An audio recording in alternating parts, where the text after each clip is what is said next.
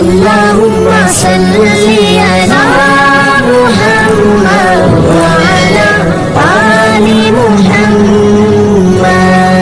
بسم اللہ الرحمن الرحیم۔ السلام علیکم۔ اردو سٹوریز ہاؤس میں خوش آمدید۔ خواب کی تعبیر کے بارے میں ارشاد فرماتے ہیں کہ خواب اصل میں دو باتوں پر مبنی ہے۔ نمبر 1 وہ خواب جو حالات کی حقیقت سے آگاہ کرے، اور نمبر 2 وہ خواب جو ہر کام کے انجام کی خبر دینے والا ہو۔ پھر دونوں قسموں میں سے 4 قسمیں نکلتی ہیں۔ نمبر 1 خواب امر یعنی حکم فرمانے والا خواب۔ نمبر 2 خواب زاجر یعنی روکنے والا خواب۔ نمبر 3 خواب منذر یعنی ڈرانے والا خواب۔ نمبر 4 خواب مبشر یعنی خوشخبری دینے والا خواب۔ خواب دیکھ کر اس کا یاد نہ رہنا 4 وجوہات میں سے کسی ایک وجہ پر ہوتا ہے۔ نمبر 1 کثرت گناہ کے باعث خواب یاد نہیں رہتا۔ نمبر 2 مختلف اعمال کی وجہ سے خواب فراموش ہو جاتا ہے۔ نمبر 3 نیت اور اعتقاد کی کمزوری کی وجہ سے خواب بھول جاتا ہے۔ نمبر 4 اختلاف طبع کے باعث یعنی جب کہ وہ اپنے حالات سے بدل جائے۔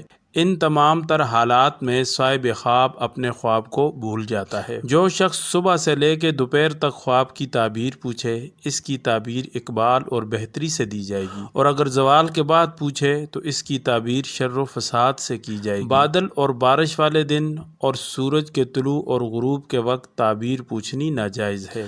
جو مومن بندہ حق تعالی شانہ کو خواب میں بے مثل و بے مثال دیکھے، جیسا کہ آیات قرآنی اور احادیث نبوی صلی اللہ علیہ وسلم میں مذکور ہے، تو اس کی تعبیر یہ ہے کہ حق تعالی شانہ اس خواب والے بندے کو اپنا دیدار نصیب فرمائیں گے اور اس کی حاجتوں کو بھی پورا کریں گے۔ اور اگر اس طرح خواب دیکھے کہ وہ خواب والا کھڑا ہوا تھا اور حق تعالی شانہ اس کو دیکھ رہے ہیں، تو اس کی تعبیر یہ ہے کہ اس کی اصلاح اور درستگی اور سلامتی نفس ہے، اور وہ مغفرت کے لیے مخصوص ہوگا، اور اگر وہ گناہگار ہے تو وہ توبہ کرے گا۔ اگر ویڈیو اچھی لگی ہے تو ویڈیو کو لائک کریں، چینل کو سبسکرائب کریں، اور جن دوستوں کو خواب کی تعبیر کا شوق ہے ان کے ساتھ شیئر کریں۔ اگلی ویڈیو تک کے لیے ہمیں دیجیے اجازت۔ اللہ حافظ۔ اللهم صل